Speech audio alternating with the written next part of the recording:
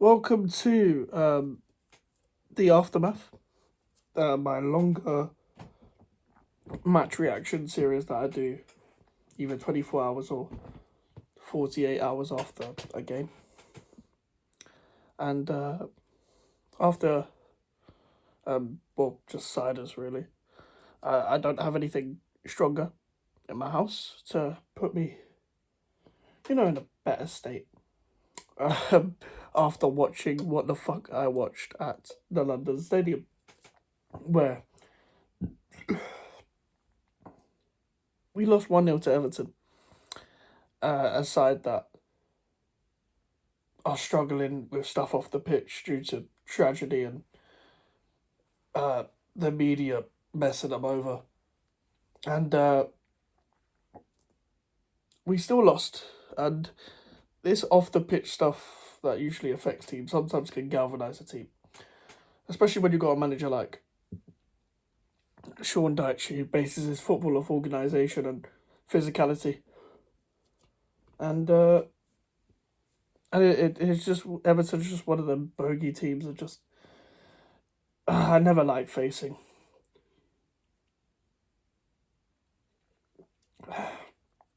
It was around a similar time, maybe 11 months ago, and maybe even 10 months ago, where we faced Everton, and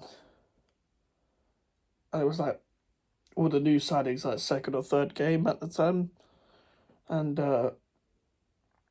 we lost 1-0 to Frank Lampard, which you can't really stoop any lower than losing to Frank Lampard when he doesn't have, the Chelsea team that he had. And that was bad. They're both similar tiers of performance. We didn't do anything that game either. I remember Bowen being shit in that game, Antonio offering nothing, and Paquetá was still new. Kara was at centre back, should have closed him down. Well, him and Zuma should have closed Mopai down for that goal. Cresswell offering nothing that game. Souček and Rice were bad that game. And here we are. Another 1-0 loss to Everton. I was very calm on my match reaction, but just thinking about it more and, drinking really puts it into my thought, puts the thoughts into my brain that it just angers me even more. And after seeing stuff like Danny Murphy saying that West Ham have had a hard start and stuff like that, we're meant to be like one of the teams that gives other teams the hard start. We're meant to be like Brighton, Newcastle, Villa, who we've faced three of them, and I'll keep mentioning those teams because they're ambitious. I'm not talking about like transfers. I'm talking about just, they're trying to get to the next level and stay at the next level. We won a trophy, and we are still acting in terms of on the pitch very unambitious, if that's a word. Inambitious. I don't know what the fuck the word is, but it's one of those. And honestly, the performance, I think it's the basics that I'm seeing from West Ham as well. It's stuff like not showing for the ball. And every time I'm seeing like a player for us, we're passing side to side quite a lot. We're trying to pass around the edge of the box like we're Man City. We don't recycle the ball like Man City. We also don't have... Some of these players can't... I keep voice cracking. I don't know what that is, but we don't have the players that can recycle the ball like Man City does. Zuma looks very... he's all right on the ball, but he just looks very uncomfortable on the ball. So that's just an aesthetic thing. But Vladimir Sufal and Aaron Cresswell as your fullbacks in 2023 will not survive. And I'm sure a lot of people are going to pull out the 4 assists that Vladimir Sufal has. And if you go back to those 4 assists, it's when he has space and time. And when Vladimir Sufal has space and time, anyone could be a good player. The goal against Sheffield United was great football, and it was against the bottom of the league team, and we barely played well then. There's a difference between the way we play at home against Sheffield United to the difference of how Newcastle play away to Sheffield United. Newcastle don't exactly have world class players, but they still have clinical players compared to us. And Isak isn't even that clinical, and neither is Anthony Gordon, but they're still more clinical than whoever plays on our left side. We don't have a left side. We're playing a number 10 or a number 8, just a midfielder in our left side. We're playing. Well, Antonio up front, I'm sorry, like I like Antonio's probably my favorite player, like ever, because of his character and him being our top goal scorer and him putting us through in very bad situations, and we always turn to him because he always gets us out of trouble, and the celebrations and the from the last season at Upton Park till now, he's done a lot for the club.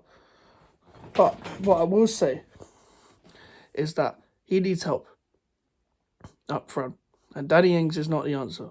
The fact that you're not putting Mubama on the bench, we know what Moyes is like with youth by now. The only youth player he trusted was Ben Johnson. Man, look how he's turned out. Connor Coventry, to be fair, he's given Connor Coventry a chance. He clearly doesn't fancy him, and he'll probably leave by the end of the year. But I think Mubama still needs to sign a contract if he wants to stay with us. And despite him being a Newham boy, I don't think he's going to want to stay. If he doesn't see himself getting an opportunity, he'll go to another club like Sonny Perkins. I think Mubama is better than Sonny Perkins, but whatever. And I think he could start. Because what other option do we have apart from him and Maxwell Cornet if we're not going to play Antonio? And if Mubama is not going to be on the bench for today's game, then he should have played in the under-21s game on a Friday. But we didn't do that.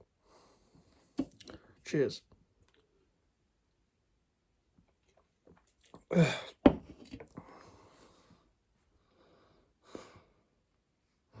It's just depressing the way we play football.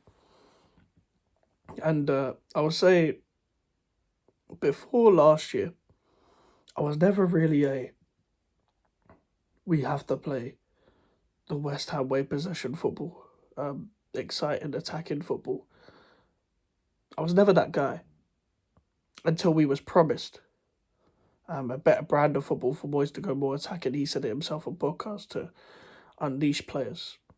Well, not unleash players, he didn't say that, but he said, like, I want to try and be more attacking. Now, last year, when we brought all those possession-based players in, we saw different players at times, but we didn't see a different formation. We didn't see pressing. We didn't see players getting taken out like Cresswell and the Sucheks and the Sufals, etc. We saw the same players, the same formation, and the same setup, but you want to play possession-based football when you're not changing anything. And then when you go 3 at the back, it's not really a 3 at the back, it ends up being a 5 where, like, all the reliance is on the wing-backs to be in 1v1 situations, and only Emerson can really deal with that. And, because if you fucking don't give Sufal space, he can't do anything, and he can't go 1v1, he's not quick enough. And putting wing-backs in 1v1 situations is just they end up just passing the ball backwards or running into nothing, which is what Emerson would do. Running, sometimes he'll keep the ball. It won't really go anywhere because he's end up running onto his right foot and it will end up in a different position. Or Vladimir Sufal will pass the ball backwards. And that's how we usually end up. But I don't understand ever since, like, I've got something to point out. So I read a quote. I read 2 quotes from Edson Alvarez and Mohamed Kudus about Tim Steiner. And Mohamed Kudus said that Tim Steiner said that he wanted to play good football. And you're the key part of that project or whatever. I'm paraphrasing, but there's a quote there. Now, Tim Steiner was at Bayer Leverkusen. He had Xabi Alonso, obviously a world-class midfielder in his time, who is now a manager. Probably a hipster manager.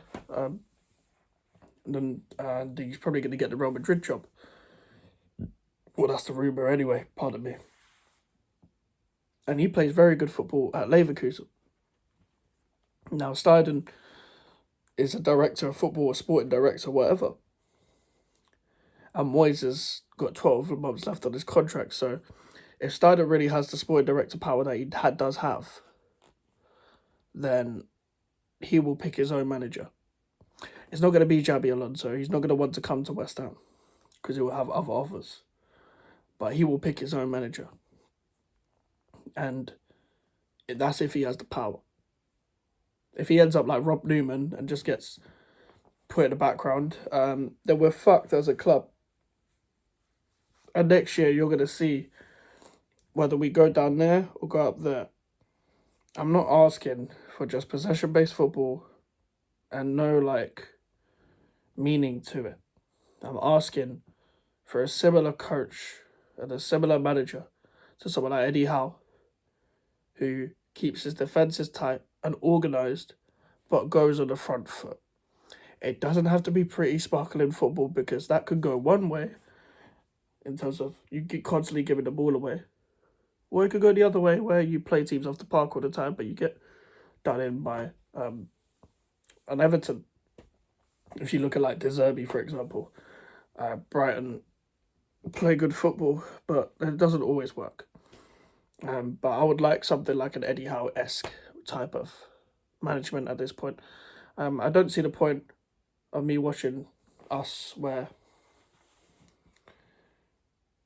we sit back, we soak up pressure, and we don't even counter because, I don't know, we only counter against teams that 90% possession or something like that. And because Everton don't really keep possession like that either, it's on us as the team at home to try and break down the team. Moyes doesn't set up for that, clearly. And we're just back to last season. We're just going backwards. It's going stale. If it's not going backwards, it's just going sideways. And that could be said for on the pitch as well. Your backup left back cannot be Aaron Cresswell in the Premier League, playing for this club. Your right back in 2023 at 38 years old. He's not 38, but you get what I mean. It cannot be Vladimir Seifel. Now, I know what people are going to say. They're good servants to the club. Okay, thank you for everything. I really do appreciate it.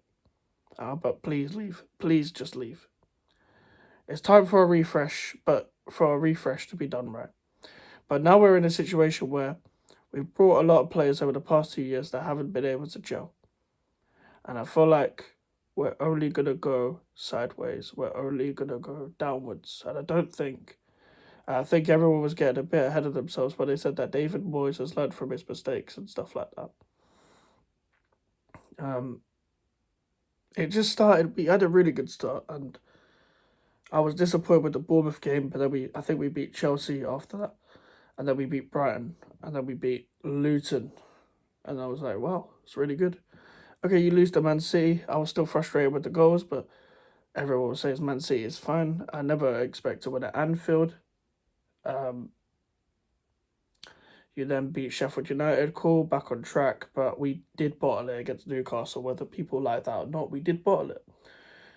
And we bottled it against Man City as well. I know it's Man City, I don't care. Then a second international break happens. You lose to Villa the way you did, and now you've lost to Everton. It's not really making sense around here.